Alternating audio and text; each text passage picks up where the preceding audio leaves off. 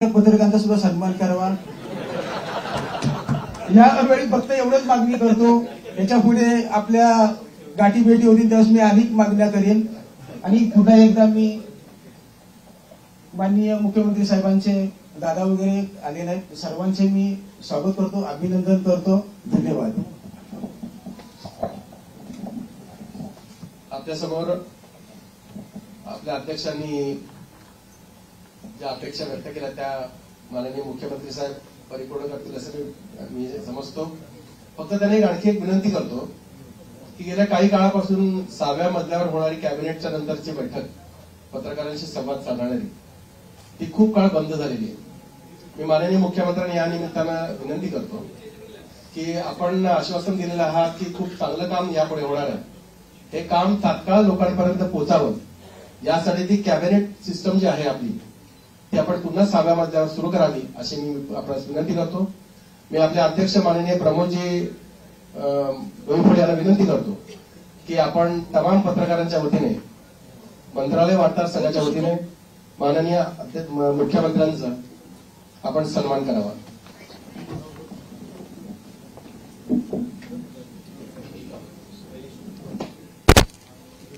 तिसरी वेळा मला ही संधी मिळते।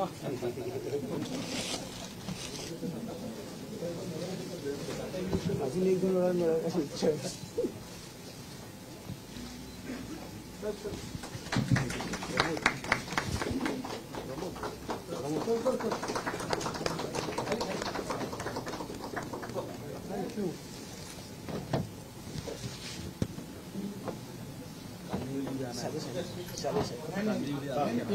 पक्का स्वागत साहेब बोलतात, अरे इथे ते म्हणतील ते करायचं आहे। हो नाही असं नाही।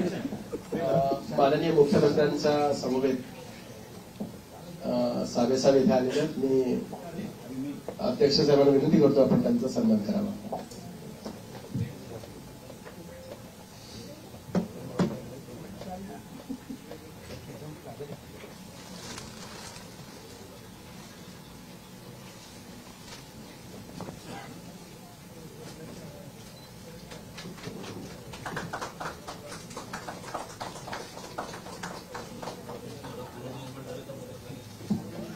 यानंतर आपल्याशी संवाद साधतील माननीय मुख्यमंत्री देवेंद्रजी फडणवीस।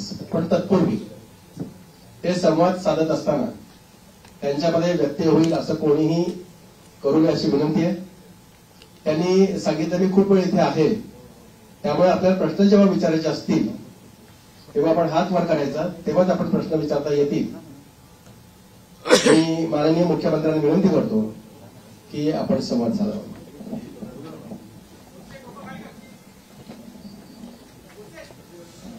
सर्वप्रथम मी मंत्रालय आणि विधिमंडळ वार्ताहर संघाचे अतिशय मनापासून आभार मानतो की आपण आजच शपथविधीनंतर या ठिकाणी मला निमंत्रित केलं आणि आपण सर्वांनी माझा स्वागत आणि सत्कार केला, त्याबद्दल मनापासून आपले आभार आहेत। आणि मगाशी प्रवीणजी आणि प्रमोदजी असं म्हणाले की जेव्हा जेव्हा त्यांची बॉडी असते तेव्हा तेव्हा मी मुख्यमंत्री होतो, 29ला तुमचीच बॉडी यावी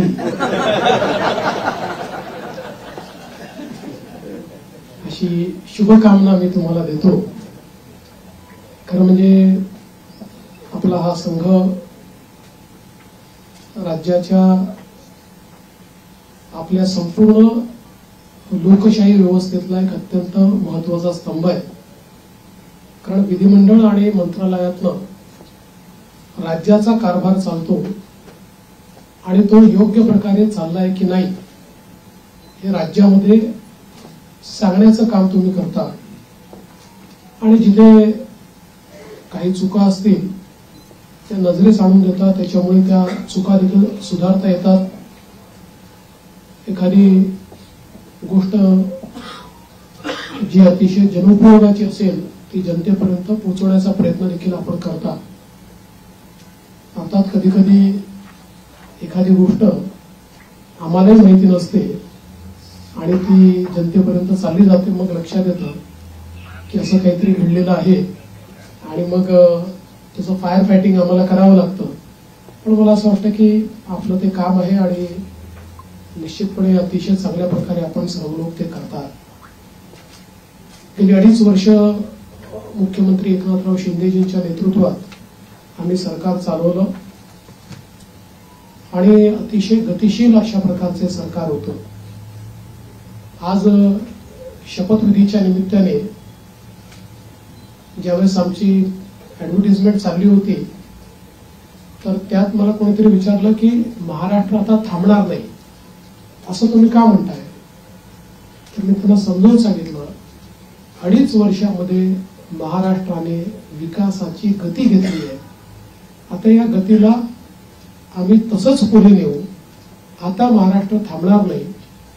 त्या गतीनं प्रगतीकडे महाराष्ट्र जाईल आणि पायाभूत गेली 2.5 वर्ष मुख्यमंत्री एकनाथराव शिंदेजींच्या नेतृत्वात आम्ही सरकार चालवलं आणि अतिशय गतिशील अशा प्रकारचे सरकार होतं. आज शपथविधीच्या निमित्ताने ज्यावेळेस आमची ऍडव्हर्टिजमेंट चालली होती तर त्यात मला कोणीतरी विचारलं की महाराष्ट्र आता थांबणार नाही असं तुम्ही का म्हणताय.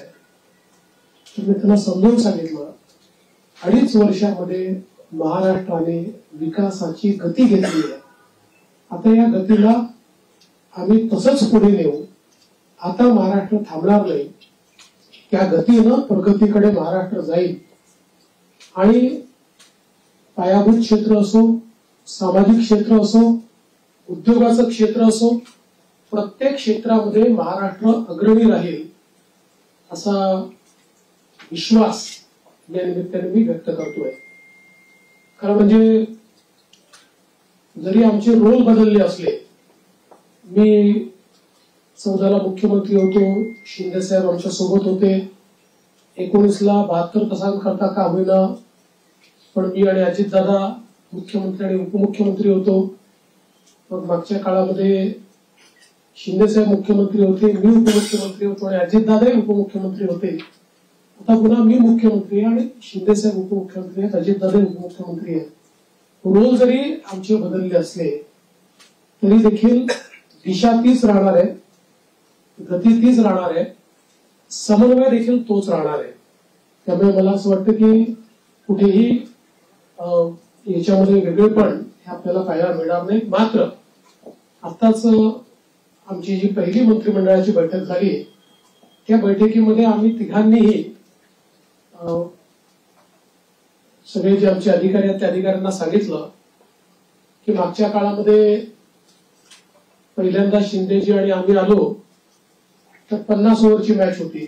मग अजितदादा जॉईन झाले तर काळ कमी असल्यामुळे 20-20ची मॅच होती. आता टेस्ट मॅच आहे, त्याच्यामुळे नीट योग्यपणे धोरणात्मक निर्णय घेत पुढची पायाभरणी योग्य प्रकारे करत आपल्याला राज्याला पुढे न्यायचं आहे. आणि मला विश्वास आहे की वेगवेगळ्या योजना आम्ही सुरू केलेल्या आहेत, वेगवेगळ्या पायाभूत गोष्टी आम्ही सुरू केल्या आहेत. मग इरिगेशन मधले नदीजोड प्रकल्प असतील किंवा ऊर्जा क्षेत्रामध्ये 16,000 मेगावॅटचे सौर ऊर्जेचे प्रकल्प असतील की ज्यातनं शेतकऱ्यांना दिवसा वीज मिळणार आहे, किंवा सामाजिक क्षेत्रातले लाडकी बहीण सारखे प्रकल्प असतील, मुलींच्या जी पूर्वी आम्ही 50% फी द्यायचो त्याच्याऐवजी 100% फी देण्याचा आमचा निर्णय असेल. असे हे जे वेगवेगळे निर्णय आहेत हे निर्णय पुढे सुरूच ठेवायचे आहेत. आणि आमचा प्रयत्न हा असणार आहे की आम्ही आमच्या वचननाम्यामध्ये, जाहीरनाम्यामध्ये जी जी आश्वासनं दिलेली आहेत ती आश्वासनं पूर्ण करण्याच्या दृष्टीनं पावलं आम्हाला उचलायची आहेत. आणि त्या दृष्टीनं पुढच्या काळामध्ये आम्ही निश्चितपणे योग्य वेळी योग्य निर्णय करून दिलेली सगळी आश्वासनं पूर्ण करण्याचा प्रयत्न करणार आहोत. मी या निमित्ताने महाराष्ट्रातल्या जनतेला आश्वासित करू इच्छितो की एक लोकाभिमुख सरकार, सर्व समाजाला सोबत घेऊन चालणारं सरकार हे महाराष्ट्राला पुढच्याही काळात पाहायला मिळेल. आणि अडचणी अनेक येतात, पण त्या अडचणींवर योग्य मार्ग काढत आम्ही मार्गक्रमण करू हा विश्वास मला आहे. मी आपल्या सगळ्यांची देखील या प्रयत्नांमध्ये साथ मागतोय. आपलं देखील एक प्रकारे सहकार्य या सगळ्या प्रयत्नामध्ये असावं अशा प्रकारची आपल्या सर्वांना विनंती करतो आणि आपल्या माध्यमातून महाराष्ट्राच्या 14 कोटी जनतेला मी आश्वासित करू इच्छितो की हे सरकार पारदर्शीपणे आणि गतिशीलतेनं त्यांच्या कल्याणाकरता काम करेल हा विश्वास मी देतो. एक मिनिट आलोक देशमुख. सर नमस्कार, मी आलोक देशपांडे. ही 5 वर्षात आपल्या राज्याने इतकं काय काय बघितलं, द्वेष, आरोप, सगळे काय काय खूप लेवलला सगळं गेलं. ही पुढची 5 वर्ष त्याच्यापेक्षा थोडी वेगळी असतील का? राजकारण थोडं वेगळं असेल का? त्याच्याबद्दल तुम्ही काय सांगा? पूर्णपणे वेगळं असेल. मी सांगितलं की बदल्याचं राजकारण करायचं नाहीये, तर बदल दाखवेल अशा प्रकारचं राजकारण करायचं. त्यामुळे हे खरं आहे की विरोधकांची संख्या कमी आहे, पण विरोधकांच्या संख्येवर त्यांचा आवाज आम्ही मोजणार नाही किंवा संख्येनुसार त्यांचं मूल्यमापन आम्ही करणार नाही. त्यांनी योग्य विषय मांडले तर त्या विषयाला तेवढ्याच प्रकारचा सन्मान आम्ही देऊ. आणि मला असं वाटतं की पूर्णपणे स्थिर सरकारचे 5 वर्ष हे आपल्याला पाहायला मिळतील. जनतेची अपेक्षा देखील आमच्याकडनं हीच आहे, कारण जे मॅन्डेट जनतेने आम्हाला दिलं आहे असं मॅन्डेट मिळाल्यानंतर जनतेची अपेक्षा आहे की एक स्थिर सरकार महाराष्ट्राला मिळालं पाहिजे. कुठल्याही प्रकारचे 2019 पासून तर 22.5 पर्यंत जे वेगवेगळे बदल दिसले अशा प्रकारचे कुठलेही धक्के आता यापुढे लागू नयेत ही जी अपेक्षा आहे ती आम्ही पूर्ण करू. दीपक बातूचे. सर, लाडकी बहीण योजना याचा तुमच्या विजयात मोठा वाटा आहे. 2100 रुपये करण्याची त्यांनी घोषणा केली होती. तो निर्णय साधारणतः कधीपर्यंत होणार? आणि दुसरं, आता एक अशी चर्चा सुरू आहे की 1,500 जेव्हा दिले तेव्हा स्क्रुटिनी कोणतीही झाली नव्हती. आता 2100 देताना स्क्रुटिनी होणार अशी चर्चा आहे. त्या संदर्भात वस्तुस्थिती काय असेल? असं आहे की पहिल्यांदा तर ही योजना आम्ही सुरूच ठेवणार आहोत आणि 2100 देखील आम्ही देणार आहोत. आता बजेटच्या वेळी त्याचा आम्ही विचार करू आणि शेवटी आपले सगळे आर्थिक सोर्सेस जे आहेत ते सोर्सेस योग्य प्रकारे चॅनलाइज झाल्यानंतरच आपल्याला ते करता येतं. त्याच्यामुळे ते करण्याचा निर्णय पक्का आहे. जी आश्वासनं दिली ती आश्वासनं पूर्ण करू. त्याकरता ज्या व्यवस्था करायच्या त्या व्यवस्था आम्ही आधी करू. स्क्रुटिनीचा जिथपर्यंत सवाल आहे तिथपर्यंत एवढंच आहे की निकषाच्या बाहेर जर कोणी घेतलं असेल, निकषातला जो असेल त्याला कोणालाही त्यातनं कमी करायचं नाहीये. पण काही तक्रारी आल्या आहेत की निकषाच्या बाहेर मिळालेला आहे. जसं आपल्याला कल्पना असेल की शेतकरी सन्मान योजना जेव्हा मोदीजींनी सुरू केली त्यावेळी पहिल्यांदा जे काही बेनिफिशियरीज होते लक्षात आलं की मोठ्या शेतकऱ्यांना देखील ते मिळालेलं आहे. मग नंतर त्यातल्या अनेक शेतकऱ्यांनी स्वतःच त्या ठिकाणी सांगितलं की आम्ही या निकषात बसत नाही. मला असं वाटतं त्यानंतर ती स्थिर झाली. अशाच प्रकारे जर ऍपरंटली या योजनेमध्ये काही ज्यांना आपण निकष ठरवलेले आहेत त्या निकषाच्या बाहेरच्या आमच्या बहिणी मिळाल्या तर त्याचा पुनर्विचार होईल, पण सरसकट काही पुनर्विचार वगैरे करण्याचा विषय नाही. अभय देशमुख. मंत्रिमंडळाचा विस्तार कधी होईल आणि विधानसभा अध्यक्षांची निवड मुंबईच्या अधिवेशनात करणार? विधानसभा अध्यक्षाची निवड ही मुंबईच्या अधिवेशनातून आम्ही करू. कारण नियमच असा आहे की शपथ झाल्यानंतर अध्यक्षाची निवड करावी लागते. अध्यक्षांच्या निवडीनंतर राज्यपालांचं अभिभाषण करावं लागतं. त्यामुळे ती सगळी प्रोसेस आताच आम्ही मंत्रिमंडळाने शिफारस करून राज्यपालांना पाठवलेली आहे की 7, 8 आणि 9 या 3 दिवसात ही शपथ घ्यावी. 9 तारखेला स्पीकरचं निवडणूक करावी आणि 9ला आपण अभिभाषण करावं नियमानुसार. अशा प्रकारची शिफारस आता मंत्रिमंडळाने माननीय राज्यपालांना पाठवली. सोनू श्रीवास्तव. विस्ताराच्या संदर्भात मला असं वाटतं की जवळपास आमची प्रक्रिया झालेली आहे. माझा स्वतःचा अंदाज असा आहे की नागपूर अधिवेशनापूर्वी आम्ही विस्तार करू. सोनू श्रीवास्तव.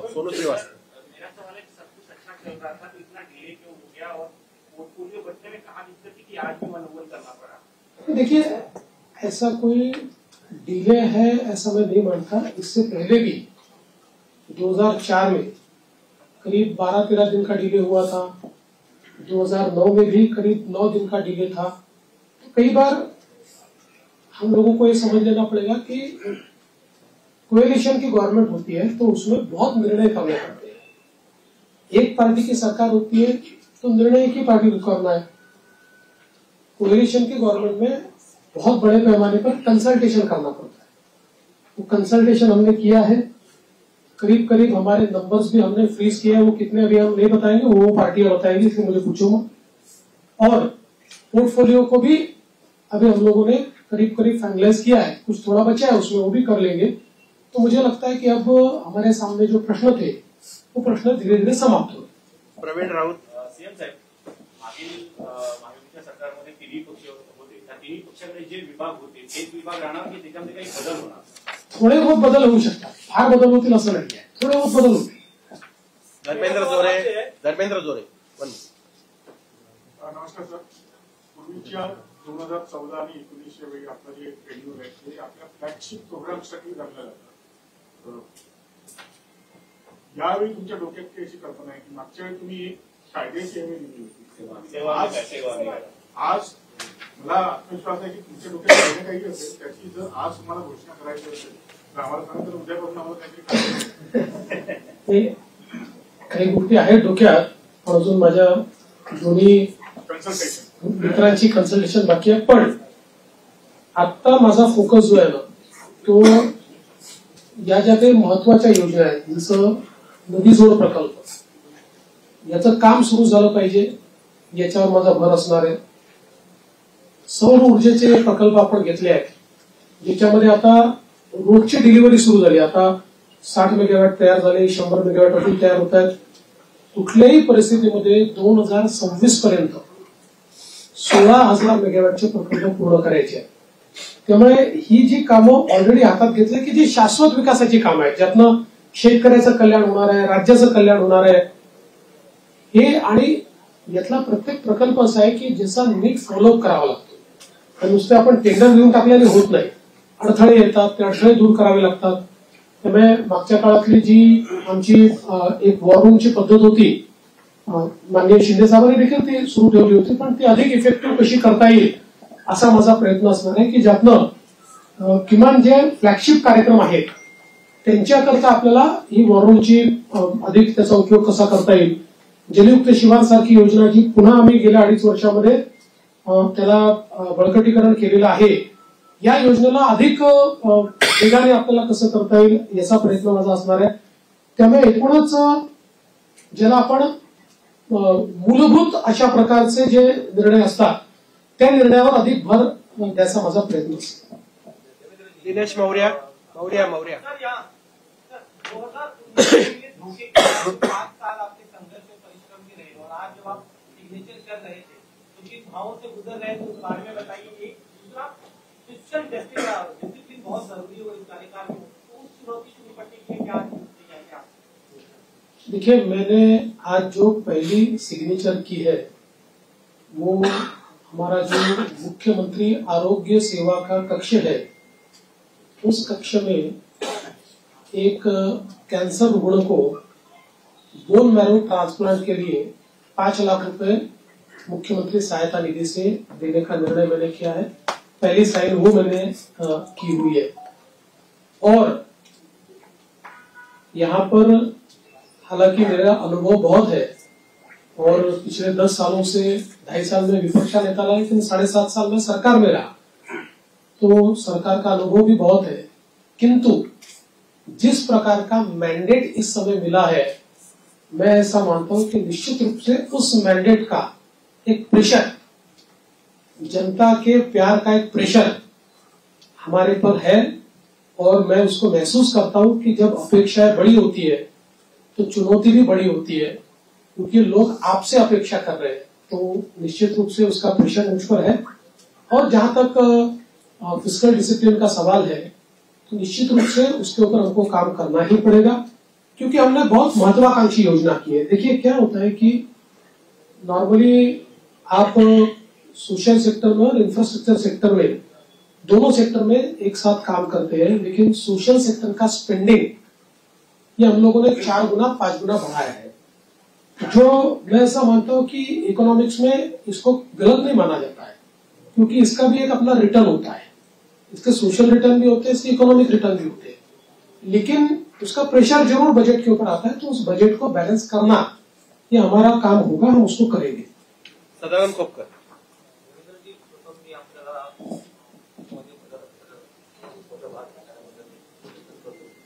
2014 पूर्वीचं जे जो महाराष्ट्र आपण पाहिला होता, 2014 नंतरचा 2024 10 वर्षाचा काळ म्हणजे तसा फार मोठा काळ गेलेला आहे. या 2024 नंतरच्या महाराष्ट्राकडे आपण कसं पाहता? मला असं वाटतं की महाराष्ट्र वेगाने प्रगतीच करतो आहे, मात्र राजकीय संस्कृती जी महाराष्ट्रातली आहे त्याच्यावर पुनर्विचार करण्याची गरज ही सर्व पक्षांना आहे. महाराष्ट्रातलं जे राजकीय वातावरण होतं ते आपल्याला योग्य कसं करता येईल याचा प्रयत्न आपण केला पाहिजे.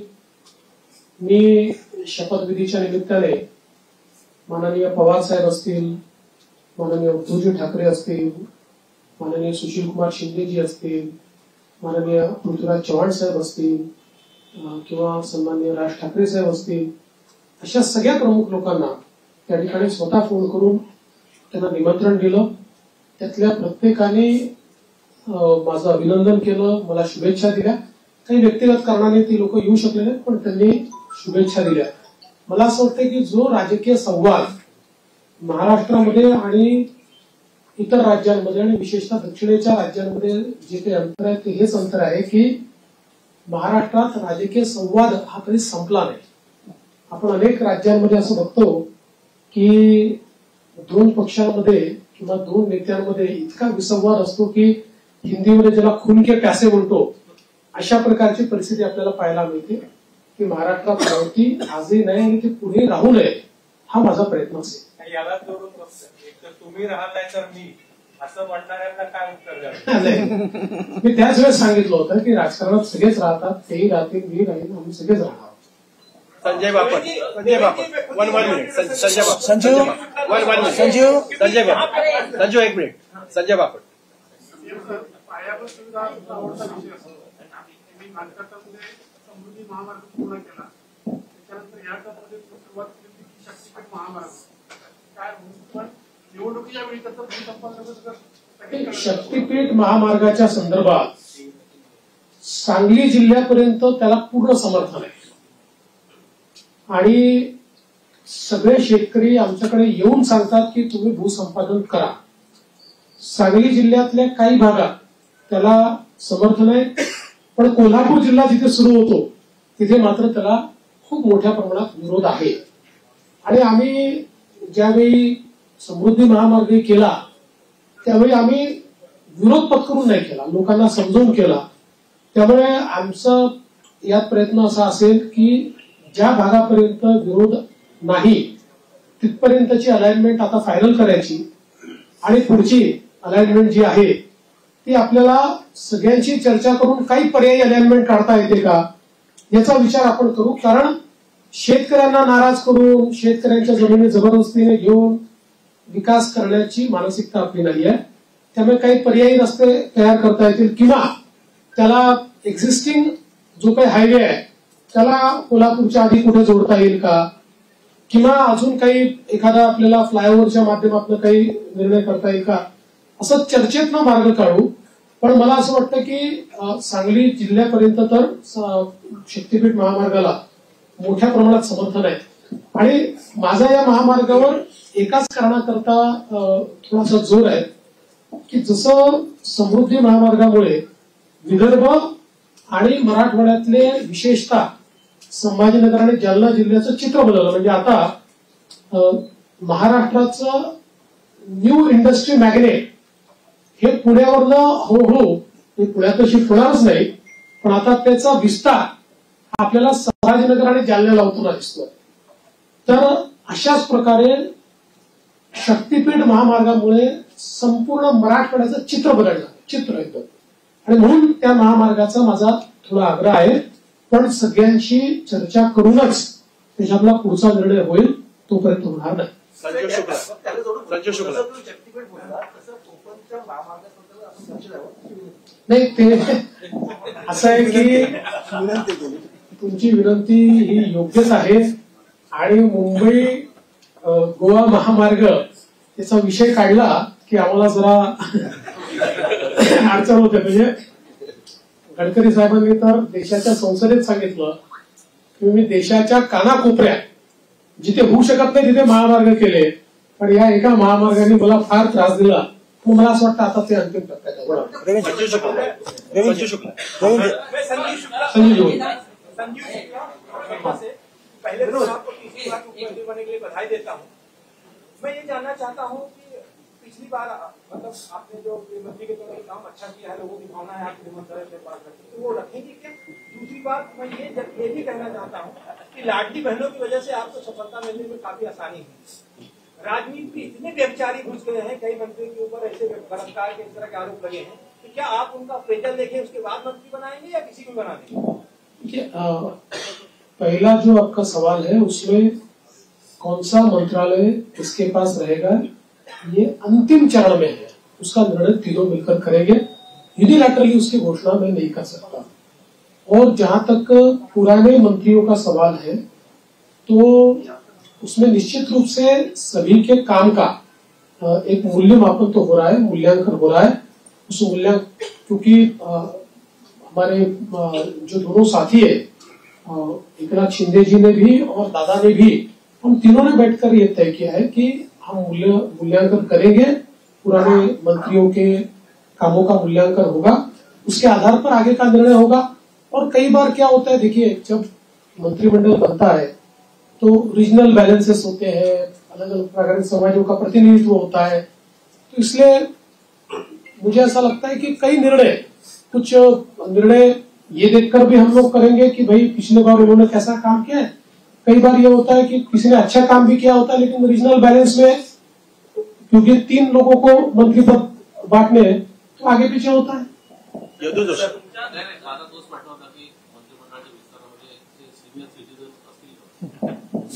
कोणी सिनियर सिटीजन नाहीये. तुम्ही हे लक्षात ठेवा, राजकारणामध्ये जोपर्यंत जनता ठरवत नाही तोपर्यंत कोणी म्हातारे होत नाही, कोणी रिटायरी होत नाही. विनोद जगताप. सर मेरा सवाल ये है कि नई इंडस्ट्री लाने के लिए क्या प्रयास होंगे? और पिछले 2.5 साल में आपने देखा होगा कि विपक्ष हमेशा ये चिल्लाता रहा है कि सारे उद्योग गुजरात जा रहे हैं. देखिए विपक्ष को तो बार बार जवाब दिया है, आंकड़ों से दिया है. आज आपको एक और नया आंकड़ा कि पिछले पूरे साल में हमको जितना एफडीआई मिला उसका 90% एफडीआई 6 महीने में मिल गया.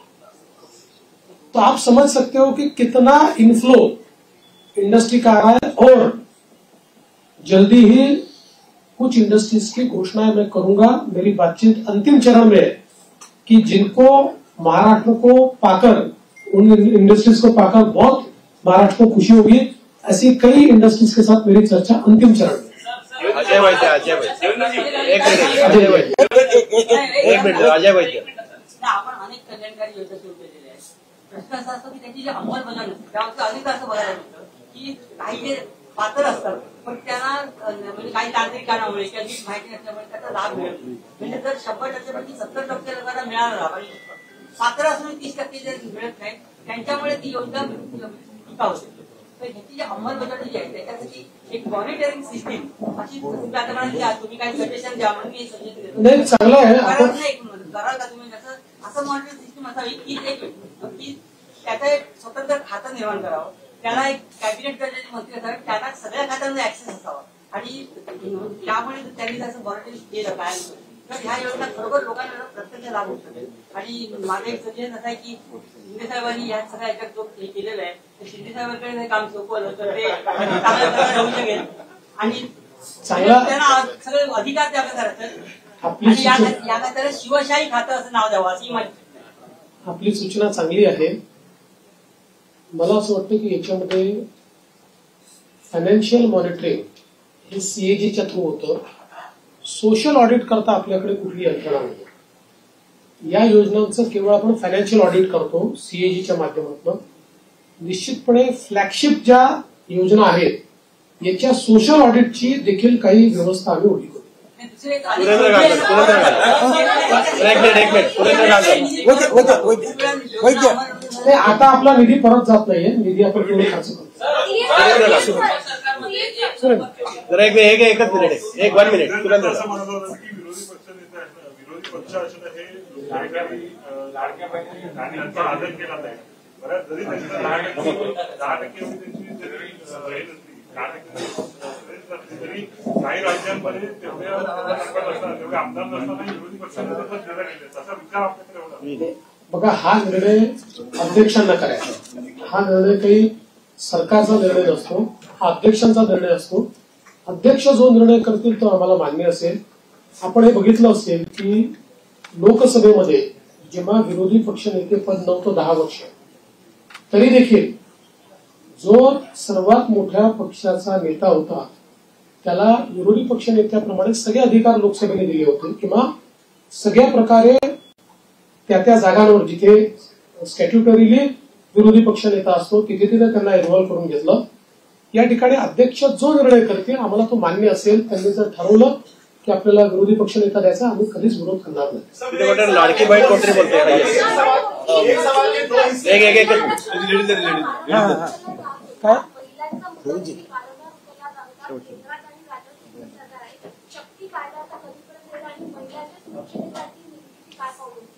बघा, शक्ती कायद्याच्या संदर्भात प्रॉब्लेम असा झाला की शक्ती कायदा आपला गेल्यानंतर दरम्यानच्या काळामध्ये वेगवेगळ्या डिपार्टमेंटला तो गेला, कारण आपला कायदा हा केंद्राच्या अनेक कायद्यांवर अधिक्षेप करणारा होता आणि त्याचसोबत काही तरतुदी आपल्या ज्या होत्या त्या संदर्भात काही विसंगत निर्णय, म्हणजे त्यापेक्षा वेगळे निर्णय, विसंगत म्हणजे वेगळे निर्णय हे सुप्रीम कोर्टाने दिले होते. म्हणून तो कायदा त्या ठिकाणी चर्चेमध्ये होता. दरम्यानच्या काळामध्ये केंद्र सरकारने 3 नवीन कायदे तयार केले आणि या 3 नवीन कायद्यांमधल्या त्यांनी ज्या तरतुदी केल्या, जवळपास आपण ज्या तरतुदी केलेल्या आहेत तशा तरतुदी त्या कायद्यांमध्ये आहेत आणि आता पुन्हा त्या कायद्याशी आपल्या काही तरतुदी विसंगत होत आहेत. त्यामुळे आता केंद्र सरकारशी त्या संदर्भात चर्चा करावी लागेल. जसं आपण बघितलं असेल तर आता या नवीन कायद्यांमध्ये एक इंडिपेंडंट चॅप्टर हा रेपवर तयार झालेला आहे. फाशीपर्यंतची शिक्षा जी आधीच्या कायद्यांमध्ये नव्हती ती आता या नवीन ज्या आपण जी न्यायसंहिता केलेली आहे त्याच्यामध्ये ठेवलेली आहे. त्यामुळे आता या संदर्भात एकदा केंद्र सरकारशी चर्चा करून आवश्यक असेल तर कदाचित आपल्या कायद्यांमध्ये बदल करावा लागेल. प्रसाद पाटील 1 मिनिट. प्रसाद पाटील एक 1 मिनिट. प्रसाद पाटील. एक सवाल प्रश्नाचं उत्तर देऊन फक्त एवढं विचारलं, गृह खातं कोणाला कुठल्या पक्षाकडे राहील आणि अर्थ खातं कुठल्या पक्षाकडे राहील? आता आम्ही तिघं मिळून ठरवू. आम्ही आता तिघं मिळून सरकार, त्यामुळे सरकारकडे राहील आणि सरकार चालेल. एबीपी माझा. एकनाथ शिंदेची शेवटच्या टप्प्यापर्यंत नाराजी आपल्याला पाहायला मिळत होती. नेमकं कारण काय स्पष्ट झालंय का आणि गृह खातं खरंच त्यांच्याकडे जाणार आहे का? मी तुम्हाला 100% सांगतो, त्यांची बिलकुल नाराजी नव्हती. मी स्वतः त्यांना भेटलो होतो. त्यांची कुठलीही नाराजी त्याच्यामध्ये नव्हती. नाराजीच्या बातम्या जास्त चालल्या, पण कुठली नाराजी नव्हती. उलट मी विनंती केल्यानंतर त्यांनी तात्काळ हे स्वीकार केलं. मी त्यांना विनंती केली की मी म्हटलं मागच्या काळात जेव्हा मला उपमुख्यमंत्री मला सांगितलं तेव्हा मला असं वाटत होतं की मी मुख्यमंत्री आहे तर मी उपमुख्यमंत्री होऊ नये. पण मला नंतर लक्षात आलं की जेव्हा अशा प्रकारचं अलायन्सचं सरकार असतं त्यावेळी प्रमुख व्यक्ती जर सरकारमध्ये नसला तर पक्ष आणि सरकार या दोघांचा समन्वय राहत नाही आणि त्यामुळे त्यांनी ते मान्य केलं. मला असं वाटतं की त्याच्या बातम्या जास्त चालल्या, म्हणजे आमच्यात तर कुठल्याही समन्वयाचा अभाव नव्हता. उदाहरणादाखल सांगतो की गिरीश महाजन समजवायला गेले नव्हते. गिरीश महाजन सहज भेटायला गेले होते. मला गिरीश महाजन त्याला बाहेर आल्यावर समजलं. ते मला म्हणे बातमी चालली की मी समजवायला गेलो. मला कशाला गेले तुम्ही? पांडुरंग मस्के. पांडुरंग. आसाम सरकार ने कंप्लीट किया है पूरे राज्य में. आपकी सरकार आज आई है, मैं जानना चाहता हूँ क्या आपकी एक 12 की वसीम पेश करेगा या क्या आपका? देखिए, गोवंश हत्या बंदी का कानून हमने पिछले समय मंजूर किया है। हमारे यहाँ पर गोवंश केवल गाय नहीं, गोवंश की हत्या नहीं की जा सकती है। उस कानून को कड़ाई से हम लोग लागू कर रहे हैं। शेवटचे जर बसके पांडुरंग बसके पांडुरंग एक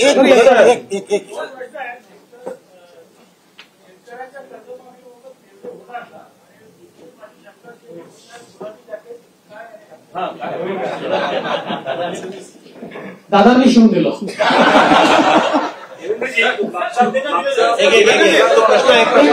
कर्जमाफीच्या संदर्भात जी आम्ही घोषणा केली त्याच्या अंमलबजावणी करू। कॉर्पोरेशन मुंबई के आसपास के कॉर्पोरेशन है, उसके सारे चुनाव 2-3 साल से पेंडिंग है। अब देखिए सुप्रीम कोर्ट में वो अटके हैं, लेकिन हमारा प्रयास रहेगा। हमने पिछले भी समय सरकार की ओर से अर्जी लगाई थी कि इतने समय इसको पेंडिंग रखना ठीक नहीं है। सुप्रीम कोर्ट ने जो इंडिकेट हमको किया उसमें वो अभी कंटिन्यूस सुनवाई लेंगे, ऐसा उन्होंने कहा है। हमारा प्रयास रहेगा कि जल्दी सुनवाई हो, क्योंकि केवल वहां नहीं, पूरे महाराष्ट्र में ये चुनाव बाकी है। और मैंने बार बार ये कहा है कि स्वस्थ लोकतंत्र के हिसाब से जो स्थानीय इकाई है उसका चुनाव होना बहुत जरूरी है। दीपक कैतके शेवटचा प्रश्न दीपक कैतके। प्रश्न असा आहे की आपला राजकीय संपूर्ण संघटनाचा सगळा संघर्षाचा प्रवास आम्ही बघितला, कव्हर पण केला। आज ज्यावेळेला आपण शपथविधीच्या वेळेला शपथ घेत होता त्यावेळेला नेमकी आपल्या मनात काय भावना होती, कारण काय नेमकं काय वाटतं? मी एवढंच सांगू शकतो की आपल्या सगळ्यांना साईबाबांनी एक मंत्र दिलेला आहे, श्रद्धा आणि सबुरी।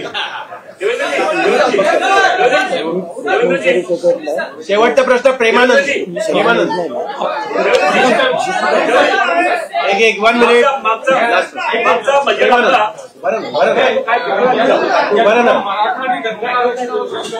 या निवडणुकीतील लोकसभेला येतात तुम्ही सांगितलं पहिल्या कॅबिनेटमध्ये धनगरांना प्रश्न मार्गी लावणार, आता काय ठोस निर्णय होणार आहे?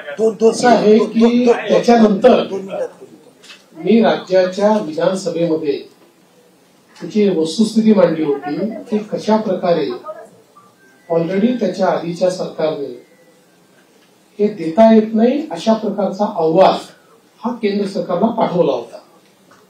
त्याच्यानंतर त्याच्यामध्ये बरीच कारवाई झाली। मध्यंतरीच्या काळामध्ये त्याची केस कोर्टामध्ये झाली। कोर्टामध्ये त्याला सपोर्टिंग एफिडेव्हिट्स आम्ही केले, परंतु एका कुठल्या तरी सर्टिफिकेटमुळे कोर्टाने त्याच्यात दुसरा निर्णय घेतला। नंतर ते सर्टिफिकेट बोगस असल्यामुळे ते सर्टिफिकेट आम्ही रद्द केलं। आता पुन्हा कोर्टाच्या विचाराधीन तो विषय आहे आणि कोर्टामध्ये योग्य ती बाजू आम्ही मांडलेली आहे। आणि मराठा आरक्षणाच्या संदर्भात निश्चितपणे मराठा समाजाला न्याय देण्याचा प्रयत्न मागच्या काळात आम्हीच केला आणि पुढे आम्हीच मराठा समाजाला न्याय निश्चितपणे देऊ।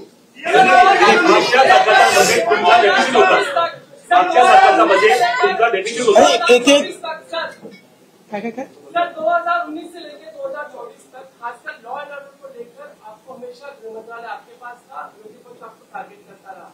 पूरा 5 साल का कार्यकाल आपके पास है, मेजोरिटी है, क्या महाराष्ट्र शांत रहेगा? महाराष्ट्र और दूसरा सवाल खासकर प्रचार के दौरान की जात न्याय करता है, कास्ट सेंसस की बात होती है वरिष्ठवाल ने बार बार की, तो क्या कास्ट सेंसस को लेकर भी सरकार के एजेंडे पर होगा? और इसी से जुड़ा हुआ एक सवाल है, पत्रकारों के लिए आपने कानून बनाया था, लेकिन उसका अभी तक नोटिफिकेशन नहीं निकला है, उसको लेकर आप क्या सोच रहे हैं? पहला आपने क्या कहा था? देखो इंग्लिश में मैं भूल गया। ऐसा है कि कोई भी गृह मंत्री बने तब भी उसको ये सारी चीजें सुननी पड़ती है, टीका होती है। गृह मंत्रालय ही ऐसा है कि जिसमें आपको धन्यवाद कम मिलते हैं, गाली ज्यादा मिलती है, लेकिन बावजूद उसके कन्विक्शन के साथ आपको ये मंत्रालय संभालना पड़ता है। मैंने कन्विक्शन के साथ उसको संभाला और मैं इतना ही आपको कहता हूं कि इस कार्यकाल में भी हमारी सरकार गृह मंत्रालय के माध्यम से महाराष्ट्र में कानून व्यवस्था अच्छी रहे, महाराष्ट्र के लोगों को सुरक्षित लगे, इस प्रकार के सारे उपाय करेंगे।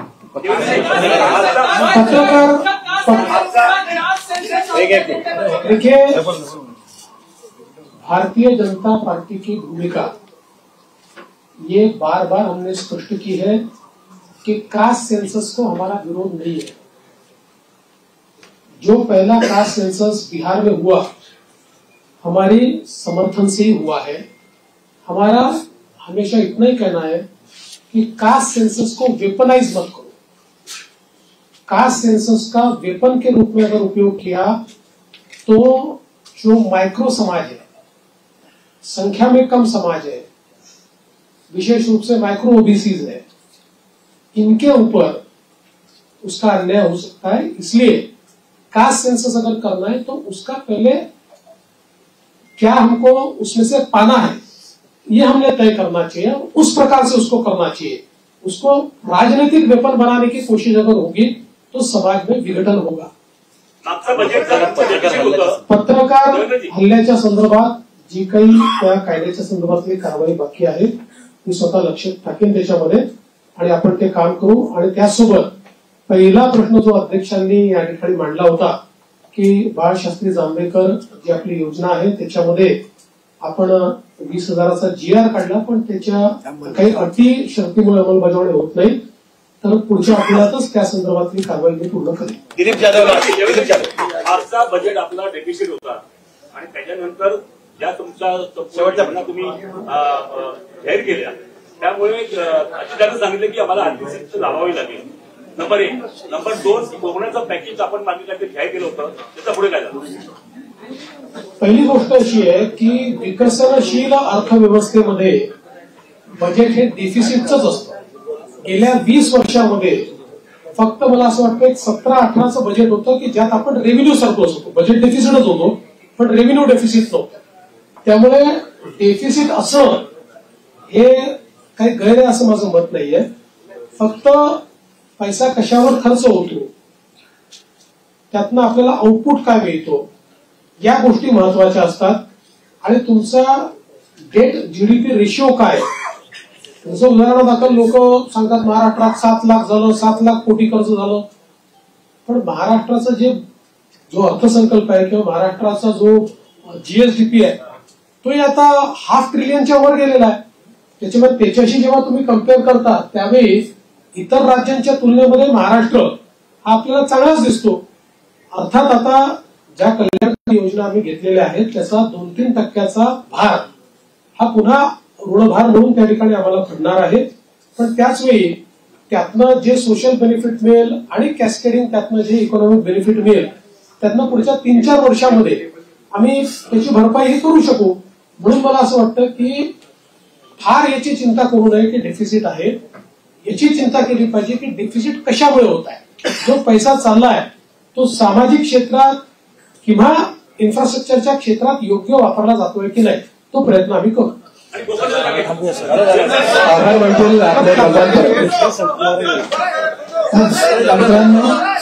आजची परंपरा आहे नवीन सरकार शपथविधी झाल्यानंतर मुख्यमंत्री जेव्हा पदभार सुरू करतात प्रथम पत्रकार कक्षाला भेट देतात आणि पत्रकारांशी संवाद साधतात।